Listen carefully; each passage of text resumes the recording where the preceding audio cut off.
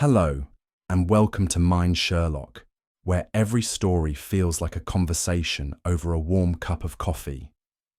Today, I bring you a brand new Sherlock Holmes mystery, filled with twists, clues, and clever deductions. Make yourself comfortable, and let's unravel the case together. And if you'd like, leave a quick comment and tell me where you're joining from. It's always a pleasure to know where our little detective community is tuning in from. Now, let's get started. There are certain cases within my chronicles of Sherlock Holmes that, despite the passage of years, refuse to fade from memory. Some remain because of the brilliance of Holmes's deductions, others for the audacity of the crime itself. Yet there exists a rare handful that linger for altogether different reasons, cases that reach beyond the boundaries of intellect and touch upon something darker, something that even Holmes himself dared not name. It is of such a case that I now write, though even the act of setting pen to paper awakens old disquiet within me. The events which I am about to recount left a mark upon my friend that no triumph could erase, and upon myself an impression of fear that I carry to this day. It began, as so many of our adventures did, upon a night of uneasy stillness, with Holmes lounging in his chair, his long fingers steepled before him, and his keen grey eyes half closed in apparent indifference to the world around him. There was nothing in the circumstances of that evening to suggest the arrival of a matter so grim, so steeped in ancient menace, that it would lead even Sherlock Holmes to the very edge of his rational mind. Indeed, had I known what lay ahead, I might have extinguished the lamp, bolted the door, and begged Holmes to turn his mind to simpler, safer puzzles. But fate had already knocked at our door, and neither Holmes nor I would ever emerge from the case wholly unscathed. The hour was late, and London lay wrapped in a shroud of fog so thick that even the familiar gas lamps lining Baker Street stood as little more than dim orbs in a sea of grey. There was a peculiar hush in the air, not the calm silence of a sleeping city, but a kind of expectant stillness, as though the very streets held their breath. I had just risen to replenish the fire, when Holmes, who had not stirred for nearly an hour, spoke without opening his eyes. "You hear it, Watson?" I paused, listening. Faint footsteps echoed from the pavement below, halting, hesitant, yet drawing inexorably closer. "A client," said Holmes softly, "and an unwilling one at that." The fire crackled as I returned to my chair, but I found I could not sit comfortably. There was something oppressive about that night, the fog pressing against the window panes like a living thing. Even the ticking of the mantel clock seemed unnaturally loud. The steps paused directly beneath our window. Holmes's fingers twitched, and his eyelids flickered open. "Our visitor stands upon the threshold, Watson. A man wrestling with some mortal fear." The bell rang at last, its tremulous chime somehow perfectly in keeping with the ominous atmosphere that had settled upon our rooms. With an uneasy glance at Holmes, I rose to answer it, scarcely guessing that by opening that door, I would be ushering us both into the most harrowing adventure of our shared lives. The man who stood upon our doorstep was of medium height, his frame wrapped in a heavy cloak that seemed almost too large for his gaunt figure. His face, when the hood was lowered, was pale to the point of transparency. His skin stretched taut over the angular bones of his face. His eyes darted about the room like those of a hunted animal, and his hands trembled violently as he removed his gloves. "Sir Alistair Blackwood," he said, his voice barely above a whisper. I must speak with Mr. Holmes." "Pray take a seat," Holmes said, studying the man with that unwavering gaze that so often reduced hardened criminals to silence. "And do not trouble yourself to explain. I perceive that you have travelled some considerable distance, that your agitation is born not merely of personal distress, but of fear for another, and that whatever weighs upon your mind, Sir Alistair, it is no ordinary matter." Blackwood's eyes widened. "How could you—" "My dear sir," Holmes waved a hand dismissively, But let us not waste time upon party tricks. Dr. Watson will take your cloak, and you will recount the circumstances that have brought you to my door at this late hour." As I relieved him of his heavy garments, I could feel the cold sweat upon his brow, the slight tremor in his frame. There was about him that peculiar air I had only seen in those who stood upon the very precipice of madness, a man not merely frightened, but utterly consumed by the dread that haunted him. Holmes gestured him to the chair nearest the fire, and with a visible effort Sir Alister began to speak. "My daughter," he began, and his voice caught upon the words. "My Eleanor. She has vanished." Holmes inclined his head slightly, as though this confirmed some unspoken deduction. "Vanished from the family estate?" Blackwood nodded. "Blackwood Manor, in Surrey. It happened 3 nights ago. She retired to her room after dinner. In the morning, the maid found her bed empty, the window ajar, and this upon her pillow." He withdrew a small object from his inner pocket and placed it upon the table. It was a single feather, burnt at the edges, its dark plume stained with some viscous residue. Holmes leaned forward, his eyes narrowing. Was there any communication? Any indication of her state of mind prior to her disappearance? Blackwood's trembling hand passed Holmes a folded paper. "This was delivered to the house earlier that same evening. No name, no seal. Only a black envelope, bearing a symbol I had not seen since my childhood, the mark of the Abyss Society." I could not suppress a start. The Abyss Society? Surely a relic of folklore. "So I thought," Blackwood murmured. "Until now." He glanced nervously at Holmes, his voice growing hoarse.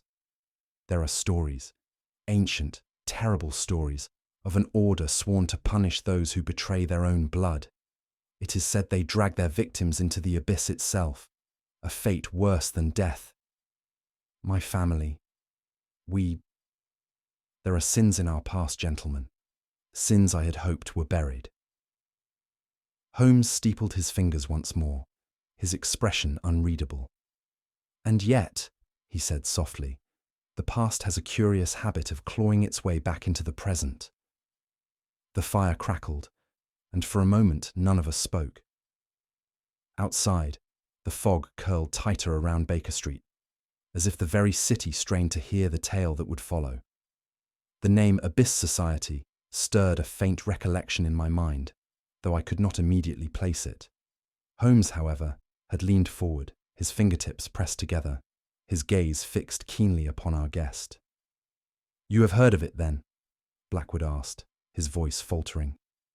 "Only in fragments," Holmes replied.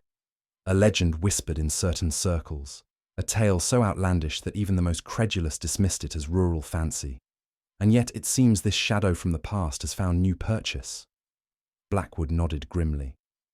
"It was my grandmother who first spoke of it, many years ago, when I was a child and foolish enough to eavesdrop on adult conversation.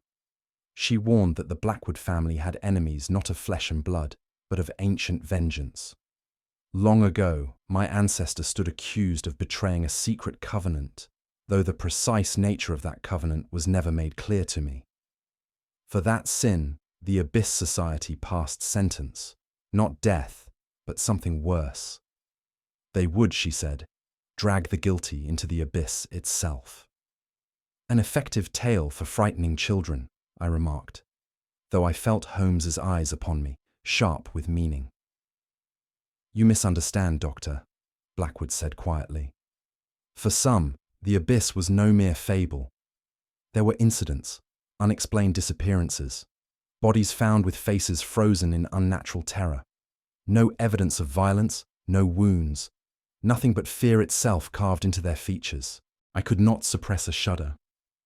Holmes, however, remained impassive, his gaze distant, calculating. "And you believe," Holmes said, "that this society, real or not, has reached out to claim your daughter?" Blackwood's answer came in a whisper. "I do not believe. I know." Without another word, Blackwood produced a small parcel from his pocket, wrapped in a square of velvet. He placed it upon our table, and Holmes unfolded the cloth with delicate fingers, revealing a single feather, burnt along its edges, and slick with some peculiar residue. Holmes's expression, always a reliable gauge for the gravity of a situation, shifted almost imperceptibly. He raised the feather to his nose, inhaled briefly, then held it toward the light. "Curious," he muttered, almost to himself. "Not from any bird commonly found in England, and the burning, deliberate, not incidental." For several long moments he said nothing more, his brows slightly furrowed. It was exceedingly rare for any object, however strange, to render Holmes momentarily silent. At last, Holmes set the feather aside and turned his gaze upon Sir Alistair with an intensity I had come to recognize. It was the look of a mind already setting wheels into motion, threads forming patterns unseen to any but him. "There are peculiarities in this case, Watson," he said at length, "which suggest that we have only glimpsed the outer skin of a far deeper truth." Blackwood's hands gripped the arms of his chair. "Then you will help me?" Holmes's smile was thin but certain. "You have my full attention, Sir Alistair." The clock chimed softly in the silence that followed. I could not banish the creeping unease that had taken root within me, though I was determined to follow Holmes into the shadows, wherever they might lead. It would soon become clear, however, that there are shadows no lantern can dispel, and depths into which even Sherlock Holmes had never dared descend. We set out early the following morning. Holmes uncharacteristically silent during the drive, his hands steepled beneath his chin, and his gaze fixed upon some distant point beyond the carriage window. Though the day had dawned, a dense mist clung stubbornly to the streets, swallowing sound and softening the edges of the city into formless shadow. There is a peculiar hush that accompanies such weather, as though the very air conspires to muffle conversation. Whether it was this unnatural silence or the memory of Sir Alistair's haunted account, I cannot say, but a distinct unease settled over me as we passed from the familiar bustle of London into the winding country roads beyond. Holmes, sensing my discomfort, spoke at last. "You are troubled, Watson." "It is this case," I admitted. "There is something about it, something unwholesome. It is unlike our usual affairs." Holmes's smile was faint. "I find it rather refreshing. A mind accustomed to the pedestrian crimes of London can only benefit from an excursion into the improbable."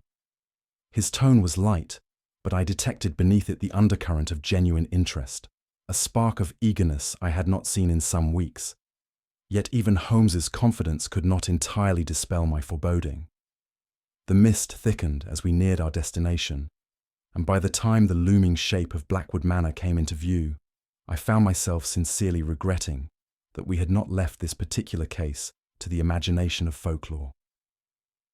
Blackwood Manor stood upon a slight rise, its ancient timbers sagging under the weight of years, and its windows darkened as though the house itself had drawn the curtains against the daylight.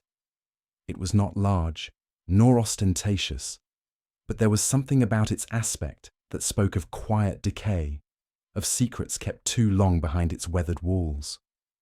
Our approach was marked by silence. No birds stirred in the overgrown hedgerows, and the gravel path lay slick with dampness, as though it had been recently washed by some unseen hand. Holmes took in the scene with his usual methodical eye, pausing only once to kneel at the threshold, his fingers brushing against the stone before rising without a word. Inside, the air was heavy, not merely with the mustiness of disuse, but with something more subtle and oppressive. Each footstep was answered by the creak of protesting boards, and more than once I found myself glancing over my shoulder, as though some invisible presence followed at our heels. The butler who admitted us was a man of advanced years, his face carved into permanent lines of suspicion and weariness. He led us without ceremony to the morning room, where Sir Alistair awaited, his countenance, if possible, even more wan than it had been the night before. Holmes wasted no time on pleasantries. "We shall begin with the girl's chamber," he announced, and with a nod from Blackwood we ascended the curving staircase the house settling into silence behind us like a held breath. Eleanor's chamber was small and sparsely furnished, its modest elegance marred only by the thick layer of dust that coated the mantel and the faint scent of something burnt that hung in the air.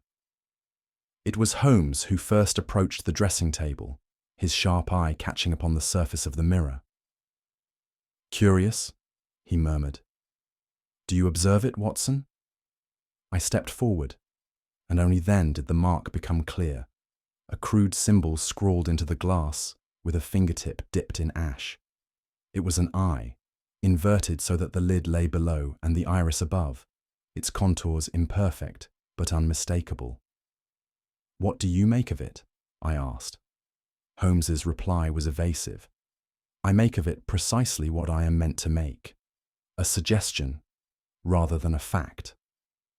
He turned abruptly, scanning the room with the air of a man who had glimpsed the edge of some hidden design. His fingers traced the edges of the window frame, pausing at the latch. "Disturbed from without," he observed. "Not forced, but opened carefully, by someone familiar with its mechanism."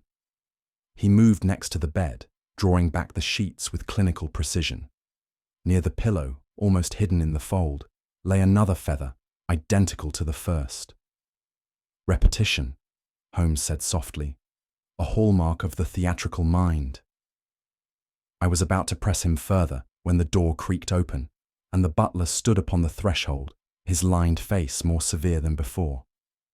"There is something you should hear, gentlemen," he said, his voice low. "If you would follow me to the servants' hall." Holmes gave me a brief nod, the glint in his eye unmistakable. The game, it seemed, was already afoot. The servants' hall was a cramped and cheerless room, its occupants gathered like conspirators, their faces taut with a mixture of fear and resentment.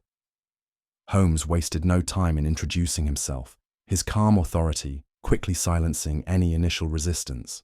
"We are not here to accuse," he said, "but to understand. Your knowledge of this house, its habits, its history, will aid us far more than silence ever could." A maid, no more than 17, was the first to speak. "Miss Eleanor had been troubled, sir, ever since she found that book." "What book?" Holmes's tone sharpened. "A black book, sir, with no title on the cover. She found it in the old library, and after that, she was different. She'd sit up at night reading, and some mornings we'd find her candle burnt down to the holder." "Did you see this book yourself?" The girl hesitated. "Only once. She left it open on her bed. It had drawings, strange symbols, like that one on the mirror, and passages written in some old language none of us could read." Holmes exchanged a glance with me. "And this was before the envelope arrived?" The maid nodded. "That was the worst night. She wouldn't speak to anyone, just stared out the window like she was waiting for something. When we found her room empty the next morning, none of us wanted to be the first to open the door." The butler cleared his throat. "There are stories about this house, Mr. Holmes. Old stories, not fit for a gentleman's ears. But if you mean to find Miss Eleanor, you'd best pay them heed." Holmes inclined his head. "I assure you, I am quite accustomed to sifting superstition from fact." Yet, as we returned to the hallway, I noticed that even Holmes walked with unusual care, as though the very floorboards concealed secrets waiting to be uncovered. Holmes lingered at Eleanor's window longer than I expected, his gaze sweeping the sill and the latch before his attention turned downward to the narrow strip of earth below. Without explanation, he motioned for me to accompany him outside, where the ground lay slick from the recent mist. With a scrutiny I had seen him apply to crime scenes from Dartmoor to Whitechapel, Holmes crouched, his fingers sifting through the damp soil as though it were a page upon which some hidden message lay inscribed. After several minutes he rose, brushing his hands together with a quiet satisfaction. "You observed, of course, Watson, the discoloration near the base of the casement." "I confess I did not," I admitted. "A small oversight, though not unexpected. It is a trace of soil, markedly different from the native clay of Surrey. This," he held up a fingertip coated in dark earth, "is of South American origin, rare even in London's botanical circles.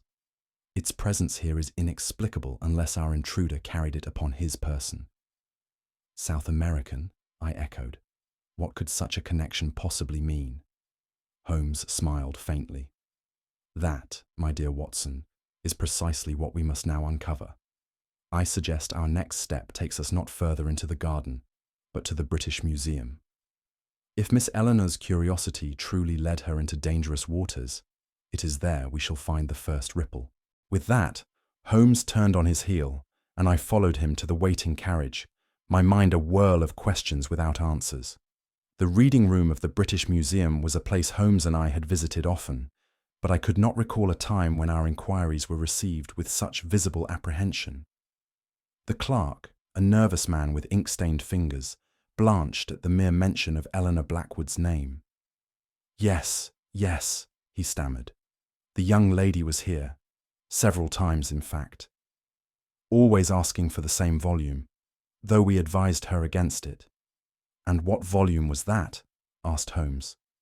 The clerk glanced about, lowering his voice to a whisper. It has no formal listing in the catalogue, sir. One of those irregular acquisitions, found among a private donation some years ago. An antiquarian curiosity, but nothing the scholars would touch. Its reputation. He faltered, as though uncertain whether to proceed. Speak plainly, said Holmes. There are stories, Mr. Holmes. Those who study it too closely have changed. One assistant resigned after a week with it, claiming to hear voices even when the reading room stood empty. Another disappeared entirely. Yet you allowed Miss Blackwood access to such a text. The clerk wrung his hands. She was persistent and persuasive. I believe she felt it held some key to her family history. Holmes requested the volume, but the clerk shook his head. It is no longer here. After Miss Blackwood's last visit, it was removed to secure storage under the curator's personal authority. And the curator? Conveniently unavailable, Holmes muttered. A pattern begins to emerge, Watson. As we departed, Holmes's expression was grim. We are not merely tracing a disappearance, he said. We are following the trail of a mind willingly walking into darkness. We had scarcely stepped beyond the museum's threshold when Holmes's hand fell lightly upon my arm. Do not turn your head, he said softly, but we are being followed. My heart quickened. How can you be certain? I observed the same figure 3 times within the reading room, though he pretended each time to consult different shelves. He left the building moments before us, and now lingers some 30 paces behind. I stole a cautious glance at the reflection in a nearby shop window. A tall man, swathed in a long coat and low-brimmed hat, stood partially obscured beneath a gas lamp, his posture that of one awaiting instruction, or opportunity. Shall we confront him? I asked. Not yet, said Holmes. Better to let the hound believe himself unseen until he draws close enough to reveal his purpose. We walked on, the fog curling about our legs, the footsteps behind us maintaining their deliberate rhythm. It was only when we turned into Baker Street itself that Holmes abruptly halted, spun upon his heel, and took 3 rapid strides toward our pursuer. Yet, in that instant, the figure vanished. I do not mean that he slipped into some alley or doorway. He was simply gone, leaving behind only the faint imprint of his boots upon the wet pavement. Holmes stood very still for several seconds. Well, I demanded. There are only 2 explanations, Watson, he said quietly. Either the fog conceals more than we suspected, or we are dealing with a man who understands invisibility in the only way it can truly be achieved, by never having existed at all. I stared at him, uncertain whether to take his words as jest or omen. Holmes offered no further explanation, but his expression was darker than I had seen it in months. Without another word, we ascended the stairs to our rooms, both of us knowing the real darkness lay ahead. It was scarcely past noon when the urgent summons arrived. A telegram, hastily scrawled and marked "Immediate," awaited Holmes upon our return to Baker Street. He read it in silence, then handed it to me with a look I could not decipher. Another feather, found clutched in the hand of Thomas Everley, body at 47 Wellclose Square. Please come. Inspector Gregson. Everley, I said aloud. The name is unfamiliar. Miss Blackwood's bookseller, Holmes replied. She made several purchases from his shop in the weeks preceding her disappearance. Without another word, Holmes seized his coat, and within the hour we stood within the dim parlour of the bookseller's modest lodgings. The man lay sprawled upon the floor, his hand rigid in death, fingers locked about a feather identical to that found in Eleanor's chamber. His face, however, was the most chilling detail, his features contorted into a rictus of sheer, uncomprehending terror. Holmes knelt beside him, his gaze travelling with meticulous slowness from the feather to the face, then to the edges of the room itself, as if seeking some unseen presence. Cause of death, I ventured, though the question felt almost absurd. There is no violence upon the body, Holmes said quietly. No wound, no trace of poison. And yet, he lifted the feather delicately, turning it beneath the light. Its edges were scorched in the same manner as the first, and that faint oily residue clung to its quill. This is not murder in the conventional sense, Watson, Holmes murmured. This is something altogether more insidious. He stood abruptly. Our adversary is not merely a killer. He is a playwright, a conductor of fear itself. The murder is but the final note in his macabre symphony. Holmes remained by the body longer than was his custom, his brow deeply furrowed in thought. I had seen him dissect countless crime scenes, yet rarely had I observed such intensity in his examination, as though the very air held clues invisible to the eye. Note the hands, Watson, he said at last. They are clenched not from rigour alone, but from sheer extremity of terror. This was no ordinary fear. It was induced, forced upon him by some calculated design. You believe Everley was frightened to death? Not death itself, Holmes corrected, but to the edge of madness and beyond. The mind was broken long before the heart failed. He straightened, his gaze sweeping the room once more. The feather, the expression, the absence of any physical cause. It is a staged effect, a deliberate evocation of the legend. Our adversary does not kill with blade or poison, Watson. He kills with story. There was a profound silence in the room, broken only by the ticking of a small mantel clock. Holmes held up the feather once more. This, he said softly, is a signature, not a clue.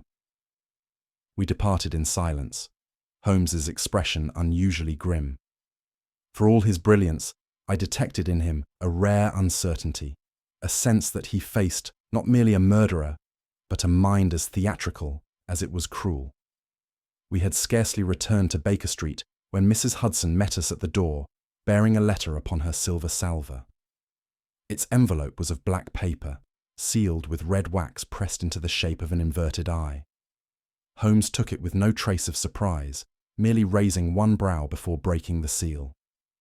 I saw at once that the message within was written in an unnaturally precise hand, each letter formed with almost mechanical care. Mr. Sherlock Holmes, you tread upon ground where even the boldest fear to step. The abyss watches, and the abyss remembers.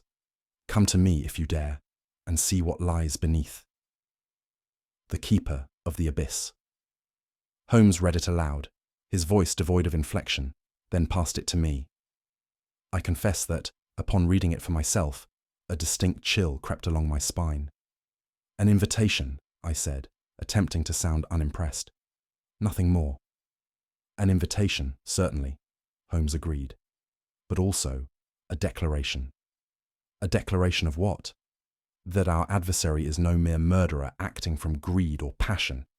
He is a dramatist, Watson, with a mind steeped in symbolism and a need for audience. He turned the letter over, studying the edges. The paper is of fine quality, but cut irregularly, a detail too subtle to be accidental. As for the wax, note the particular marbling within the seal. It has been blended with soot. Soot? A fingerprint, my dear fellow, Holmes said. one belonging to a man whose hands are stained not only with crime, but with the tools of performance. This is not the work of a common villain. This is a man who sees himself as a guardian of myth and intends to cast us in his play. It was Holmes's suggestion, shortly after reading the letter, that we take our inquiries to Limehouse, a district known less for its respectability than for its secrets. If there were whispers to be found regarding the Abyss Society, Holmes reasoned, they would most certainly linger there, drifting among the opium dens and low taverns like smoke in still air.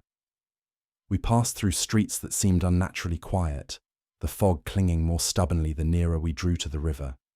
At length, Holmes led us to an establishment so unremarkable in its appearance that I nearly questioned the wisdom of our visit. Yet upon stepping inside, it became clear that this was no ordinary public house. The clientele, gaunt men with trembling hands, women whose faces had long forgotten softness, turned toward Holmes with expressions of mingled fear and reverence. "You see, Watson," Holmes murmured, "a legend is never truly silent. It leaves its spore upon the minds of those who half believe it." He addressed the nearest man, a fellow whose fingers shook against his glass. "You know the Abyss Society," Holmes said quietly. "Tell me." The man's eyes darted wildly. "Not real," he muttered. "Just a story. But they say—" "Yes?" "They say it watches. It waits. It remembers every debt." "And who holds the ledger?" The man's gaze shifted, almost involuntarily, toward a curtained alcove at the rear of the room. Holmes inclined his head, and without a word, we stepped through, leaving behind the fearful murmurs of men who had seen too much and understood too little. Behind the curtain, we found a narrow chamber, its air thick with stale smoke and the sour scent of gin. 3 men sat hunched about a table, their conversation ceasing abruptly at our appearance. Holmes, however, offered no introduction, merely producing the black feather from his pocket and placing it upon the table's scarred surface. There was a silence, long, uncomfortable, before the eldest of the 3 men, a wiry fellow with a face like a weathered ledger, cleared his throat. "No one speaks of the abyss," he muttered, eyes fixed firmly upon the feather. "Not above ground." "Then we shall speak below," said Holmes. "Tell me everything." The man hesitated, but some unspoken understanding passed between them. When he spoke again, it was with the air of a man reciting an unwanted memory. The old families, gentry with skeletons in every cupboard, they had their own justice once, secrets bought with blood, debts settled in ways no court could touch. The Abyss Society, they called it, a covenant among those who feared disgrace more than death. He traced a trembling finger along the table. When one of their own betrayed the order, revealed a secret, broke a vow, the abyss came for them. No trial, no warning. One night they were there, the next they were gone. Dragged down, they said, into the earth itself. "And the Blackwoods?" Holmes asked. "The Blackwoods were founders," the man said. "Old Montague Blackwood. He knew all the rites, all the signs. If someone broke faith, he was the one who made the mark." He gestured at the feather, "and left this behind, so the others knew the debt was paid." Holmes's fingers steepled thoughtfully. "What becomes of a family," he asked, "when a man forgets that the abyss is only a story?" The man made no reply. Holmes stood, pocketed the feather once more, and we stepped back into the fog of Limehouse, our questions far from answered. The following morning, Holmes devoted himself to what he called the clearing of rubble. It was a process I knew well, involving the systematic elimination of every explanation too simple to be true. The first to fall under scrutiny was Blackwood's butler, a grim fellow named Locke, whose rigid manner and evasive answers had caught my attention on our visit to the manor. His devotion to the family bordered on the unnatural, and I found it no great stretch to imagine him an accomplice to some dark family ritual. Holmes, however, dismissed him with a wave. "Devotion, Watson, is a blunt instrument, useful for loyalty, but too crude for artistry. This performance requires a mind with imagination." Next came Mr. Quince, a rival antiquarian with whom Eleanor had corresponded in her search for the forbidden book. Quince had a well-documented obsession with ancient rites and secret societies, and had once been forcibly removed from the British Museum for attempting to steal a volume marked with the same inverted eye found upon Eleanor's mirror. Holmes sent 2 telegrams and read the replies in silence. At length, he tossed both into the fire. "Neither man possesses the necessary genius," he said. "This is not the work of a mere accomplice or collector. This is the work of a man who believes himself to become the story." His voice carried no triumph. Indeed, there was a note of something I could not quite place, something perilously close to doubt. Holmes remained by the window for some time after, his gaze fixed not upon the street below, but upon some invisible point beyond my comprehension. It was a posture I knew well, an outward calm masking the storm beneath. "I will admit," he said at length, "there are cases which test one's logic, cases which require an occasional leap over the chasm where reason falters."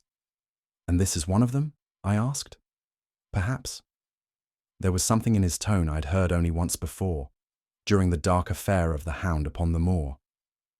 It was the sound of a man who, despite all intellect, felt the edges of the rational world fraying beneath his feet. "You do not believe in the supernatural," I said. "I do not," he replied. "But belief is not required to be affected by fear. Even a rational man, if immersed long enough in legend, may begin to question his own senses." I was about to respond when he turned sharply toward me, all trace of vulnerability vanishing behind the gleam of his deductive mind. "This is not about the supernatural, Watson. This is about theatre, about fear as a weapon, legend as a scalpel. Our adversary does not merely want Miss Blackwood or her father. He wants us. Us. To believe." The clock struck 11. Holmes straightened his coat. "Come, Watson. There is nothing more corrosive than half-knowledge. Let us complete the set." And with that, we plunged once more into the darkness, Holmes's rational mind walking a path narrower than a razor's edge. It was Holmes himself who proposed the unorthodox scheme, much to my astonishment.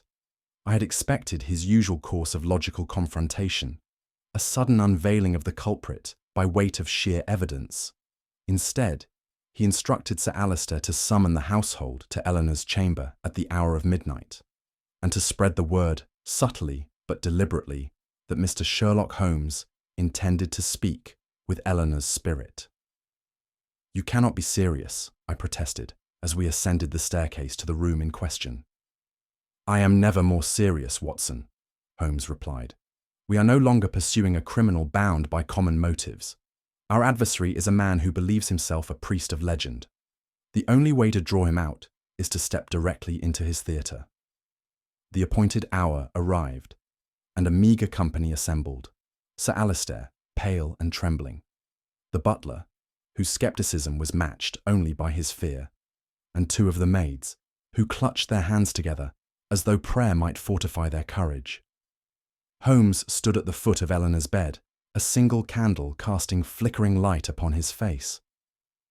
"We call upon the spirit of Eleanor Blackwood," Holmes intoned, his voice grave, "that she might tell us who has drawn her into the abyss." There was silence. A silence so deep I could hear the breathing of each man and woman in the room. I had no faith in the performance myself, but the weight of expectation, combined with the oppressive atmosphere of that house, lent the scene a reality that defied reason. It was then, from the darkness beyond the doorway, that a voice responded. Hoarse, quivering, barely human. "She belongs to the abyss," it said. "And so shall all who seek her." The voice belonged to Lord Montague Blackwood. I recognized him at once as he stepped into the candlelight, though his appearance had changed so drastically that I scarcely believed my eyes. His hair, once neatly groomed, hung in dishevelled tufts about his face.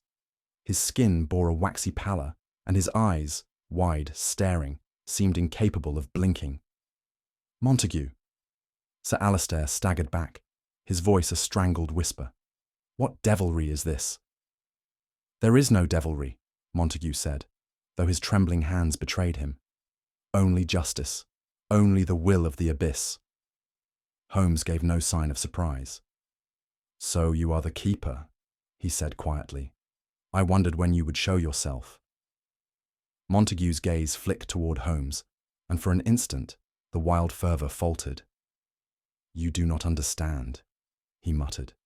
This house, our family, we made a covenant generations ago. We cannot break it. What you cannot break, Lord Blackwood, is the story you have told yourself for years, Holmes said. A tale repeated so often that you have mistaken it for truth. Montague's fingers flexed convulsively. You mock what you do not understand. I understand more than you suppose, Holmes replied. You did not create the abyss to punish Eleanor, did you? You created it to punish yourself. Montague swayed where he stood, the confidence of his entrance draining away like water through a sieve. In that moment, I saw not a master of ancient terror, but a broken man, haunted not by spirits, but by the ghosts of his own making. Montague sank into the nearest chair, as though the weight of his own history had grown too heavy to bear. It began before my birth, he said. My grandfather was the first to invoke the abyss. He had a brother, disloyal, disreputable, who threatened to expose a series of crimes committed in our family's name. Rather than face scandal, my grandfather whispered the name of the Abyss Society. The brother disappeared, Holmes supplied. As did others, Montague said. Cousins who married beneath their station, servants who knew too much. And with each disappearance, the story of the abyss grew darker, richer, until even we began to believe it. He drew a shaking breath. When Eleanor began prying into the family history, reading the forbidden book and asking questions none dared answer, I knew what must be done. And so you became the keeper, Holmes said softly, a man playing both priest and executioner. It was the only way, Montague whispered. I never meant to harm her, only to frighten her enough that she would stop. But the story is stronger than the teller. Holmes folded his arms. And so you used fear itself as your weapon, a burnt feather upon the pillow, symbols upon the glass, and the voice from the dark. Montague covered his face with his hands. It was only a story, he whispered.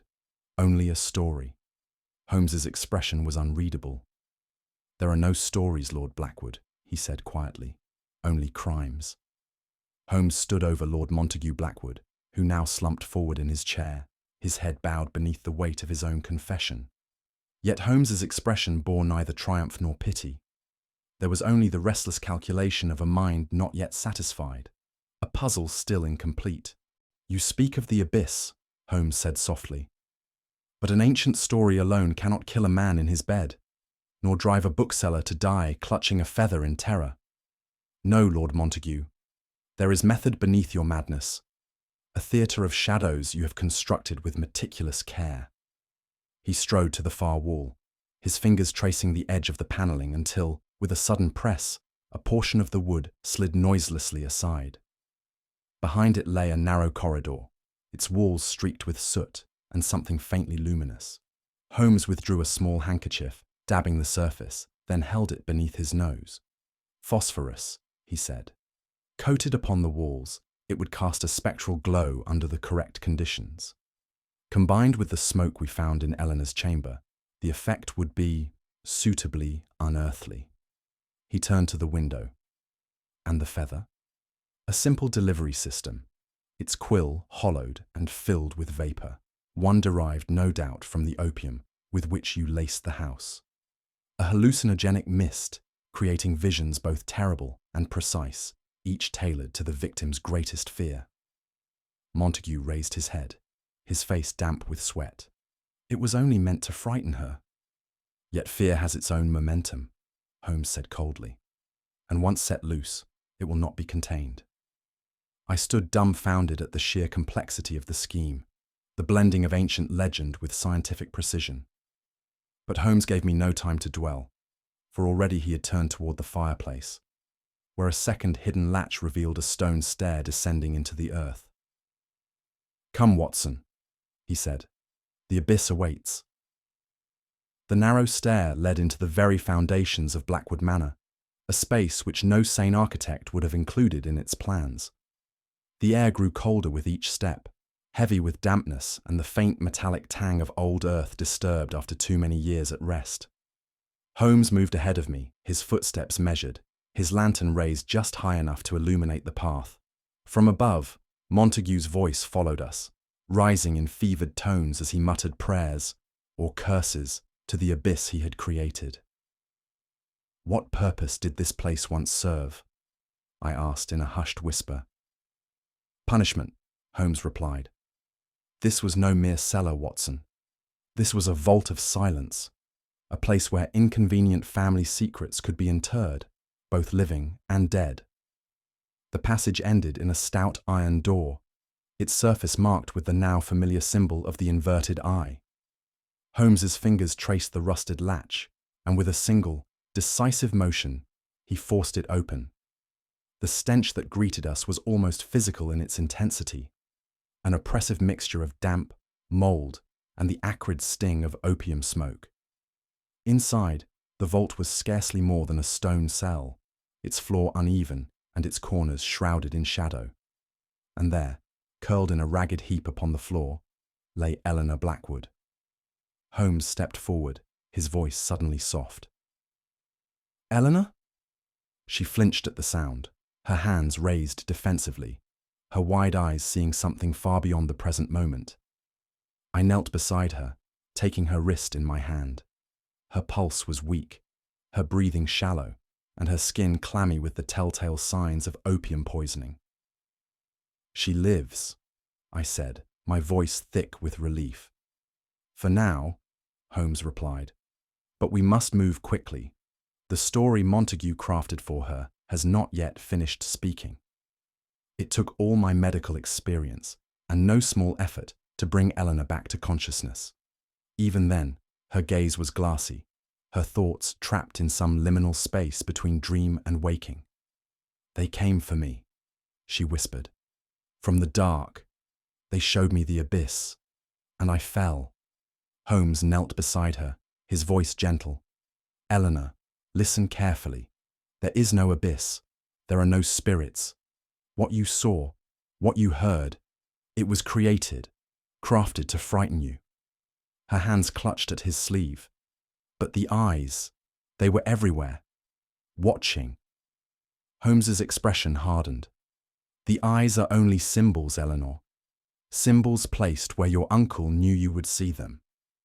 The truth was slow to sink in, but at length her trembling subsided, and she allowed us to help her to her feet. The worst of the poison had passed, but the deeper wounds, the ones inflicted upon her mind, would take far longer to heal. Holmes glanced toward the door. "Let us leave this place, Watson. No mind should linger here."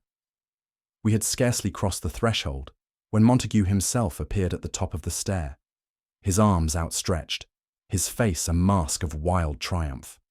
"You cannot take her," he cried. "The abyss has claimed her soul."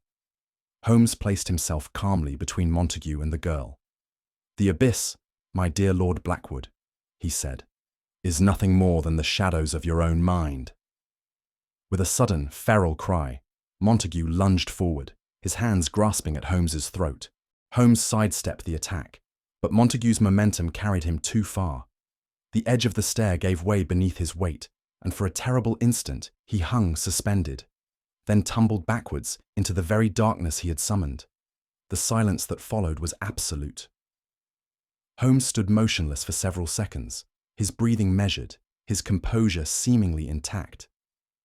But when at last we ascended into the grey light of dawn, I saw, just for an instant, a shadow cross his face.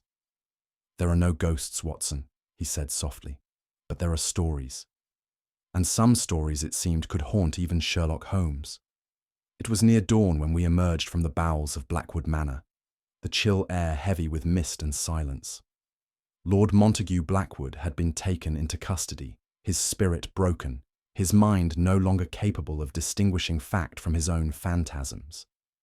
Yet despite his removal, an oppressive weight lingered within those walls, as though the very house had become a tomb for its secrets. I stood at the threshold while Holmes conferred briefly with Sir Alistair, whose wan face and trembling hands betrayed the strain that had broken his household's peace. Holmes's voice was calm, methodical, a sharp contrast to the scene we had left behind, and yet I sensed no satisfaction in his tone. Indeed, as we took our leave, Holmes's silence struck me as almost unnatural. The carriage ride back to Baker Street passed without conversation, my companion deep in thought while I, for my part, could not rid my mind of the image of Eleanor Blackwood. Pale, trembling, her mind poisoned by fear itself. Whatever logical explanation Holmes had uncovered, it did little to dispel the unease that clung to me like the morning fog. Even after we had returned to our familiar rooms, that silence endured. The case was solved, the culprit unmasked, yet I knew instinctively that the true explanation had not yet been spoken. Holmes, for all his brilliance, had looked into the abyss, and I feared it had, in some small way, looked back at him. It was not until the fire had been stoked and breakfast laid before us that Holmes stirred from his contemplation. He drew out his pipe, not with the satisfaction of a man who had conquered a worthy puzzle, but with the quiet resolve of one setting his thoughts in order for my benefit. "You perceive, Watson," he began, "that this was never truly a case of disappearance, nor of supernatural interference.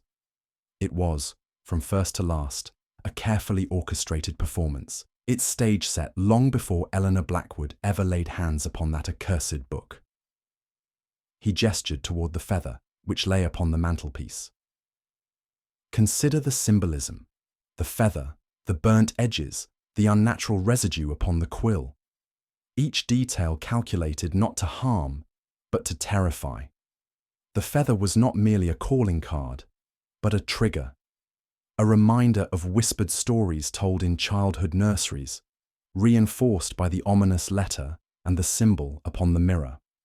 He paced the room slowly, his hands clasped behind his back.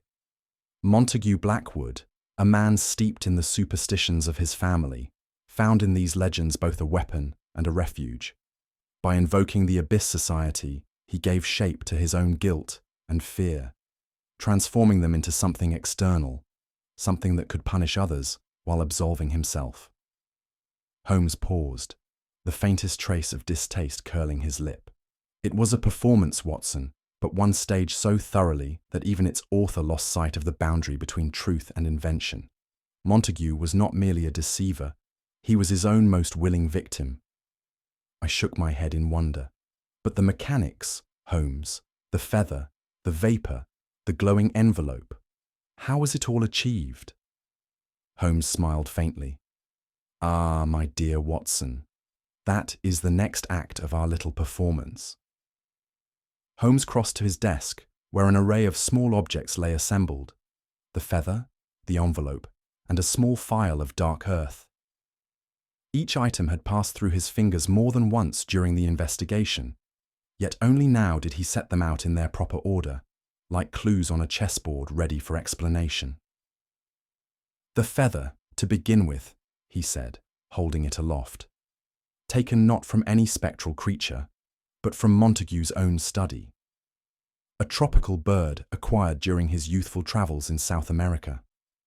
The burnt edges were produced with common phosphorus, giving it that unpleasant scent and its faintly luminous quality."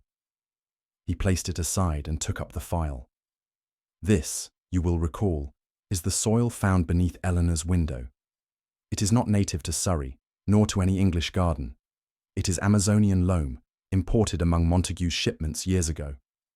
By scattering it beneath the window, he reinforced the illusion of an unnatural visitation, a subtle touch, but effective. Finally, he held up the envelope, the black paper curling at its edges, its wax seal marbled with soot. The envelope, coated with phosphorus solution, would glow faintly upon delivery, heightening its sinister appearance. Combined with the symbol of the inverted eye, another piece of family lore, It ensured that the legend of the Abyss Society was fully revived in the minds of all who saw it. He placed the items down, his expression unreadable. In short, every element was crafted not to harm directly, but to tell a story of ancient punishment, inevitable doom, and supernatural justice. It was theatre, Watson, and we were meant to be its audience. And Everleigh, the bookseller? I asked. Another actor in Montague's play, Holmes said softly, but an actor whose fear proved too real for the role. Holmes drew a long breath, and for a moment his gaze drifted toward the window where the morning mist curled along Baker Street. When he spoke again, it was with the tone of a man recounting something distasteful, though not entirely unexpected. The Abyss Society, he said, was never more than a whispered story among a handful of aristocratic families, a convenient fiction designed to terrify errant sons and disloyal servants into silence. The society had no charter, no members, no meetings. It existed purely as a shadow, a threat, nothing more. He turned back toward me. But Montague Blackwood, inheriting both the family guilt and the family imagination, took that fiction and gave it form. He became both priest and executioner, reviving the legend to justify his own need for control, first over Eleanor, and then over his own crumbling mind. I recalled the fevered glint in Montague's eye, the trembling voice proclaiming the abyss's claim upon Eleanor's soul. He believed it, I said, even though he created it. Precisely, Holmes replied. That is the most dangerous form of deception, the one in which the liar becomes his own most devout believer. He set the stage, Watson, and then stepped willingly into his own story. And Eleanor? Holmes's expression softened. She was the victim not merely of her uncle's madness, but of a tale told too well. Her curiosity led her to the edge of the abyss, but it was Montague who built the abyss beneath her feet. I shook my head, still unable to fully dispel the chill the case had left upon me. So it was all illusion. All of it, Holmes said, except the fear. That, Watson, was entirely real. Several days passed before I was able to visit Eleanor Blackwood again, this time at a quiet convalescent home far from the oppressive shadows of Blackwood Manor. The physicians reported that her physical condition had greatly improved, the opium purged from her system, her appetite returning. But I saw at once that her truest wounds were those the body could not display. She was seated by the window, her hands resting lightly upon her lap, though her fingers trembled faintly with each breath. Her face was pale, but it was the eyes that troubled me most. Eyes that had seen too much, that had gazed too long into the imaginary abyss her uncle had so cunningly conjured. Even the sound of my step upon the floor seemed to startle her. I spoke to her gently, avoiding any mention of her ordeal. We spoke instead of small things, the weather, the flowers outside, the future, and slowly, haltingly, a touch of colour returned to her cheek. Yet I could not help but notice how often her gaze drifted toward empty corners of the room, as if fearing something still lingered just beyond sight. When I returned to Baker Street that evening, Holmes inquired after her condition. I gave him my observations, to which he listened without interruption. At length he nodded. "She will recover," he said. "But fear, once planted so deeply, rarely surrenders entirely. It may grow quiet, Watson, but it never quite dies." That night, Holmes and I sat in silence, the fire burning low upon the hearth. The case was concluded, our deductions vindicated, and yet my friend's customary air of quiet satisfaction was absent. There was no triumphant flourish, no sardonic wit. Instead, he sat with his long fingers steepled before him, his gaze lost somewhere in the flames. It was not my habit to press Holmes on such matters. He guarded his inner workings with a vigilance no lock could surpass, but on this occasion, his own voice broke the silence. "There are cases, Watson, that test the reason, and others that test the spirit. This was both." I waited, saying nothing. "It is a peculiar thing," he continued, to dissect a ghost and find, beneath the sheets, only human hands. One is left wondering which is the more disquieting, that the supernatural is false, or that men are capable of inventing such terror with nothing but smoke, shadows, and imagination. He turned toward me, and for a fleeting instant, I saw something rare, uncertainty. Even Holmes, that cold master of logic, had stood at the brink of belief. Reason prevailed, he said, but it was no easy victory. Later that night, as I set down my pen, Holmes stood at the window, gazing out upon the fog-shrouded street below. His voice was quiet when he spoke, but there was a weight to his words that I shall not soon forget. "There are abysses, my dear Watson," he said, "into which even I dare not stare too long." I closed my journal with a shiver, for I knew beyond all doubt that Sherlock Holmes had indeed stared into one. And though reason had won the day, the darkness had left its mark upon him all the same. The fire had burned low, casting flickering shadows against the walls of our sitting room at Baker Street. Holmes sat, his pipe held loosely between his fingers, gazing not at the hearth, but at some invisible point beyond the present moment. I knew that look well. It was the gaze of a man peering into the darker recesses of human nature, where logic and madness occasionally brush fingertips. "Tell me, Holmes," I ventured at last, "do you truly believe Montague Blackwood knew where fiction ended and reality began?" Holmes smiled faintly, that thin, sardonic smile that so often preceded some piercing truth. "The most dangerous lies, Watson, are the ones we tell ourselves. Montague did not merely believe his own legend. He built it brick by brick until he could no longer distinguish between the myth and the mirror." He tapped the ash from his pipe, his gaze still distant. "Fear is a curious architect, my dear Watson. Give it time enough, and it can build a prison stronger than any iron bars, a prison where the jailer and the prisoner are one and the same." He leaned back, exhaling a slow ribbon of smoke. "That is the true abyss, and all it takes to fall into it is the wrong story, believed at the wrong time." Holmes fell silent, leaving me to ponder the chilling elegance of his deduction, and leaving you, dear reader, with a question worthy of Sherlock Holmes himself. What do you believe was Montague Blackwood's greatest mistake? Was it reviving the legend at all, or believing, even for a moment, that he could control it? We'd love to hear your own deductions in the comments below, and if you wish to follow us on more journeys into the shadows with Sherlock Holmes, be sure to subscribe for more mysteries, and share this tale with fellow lovers of classic detective fiction.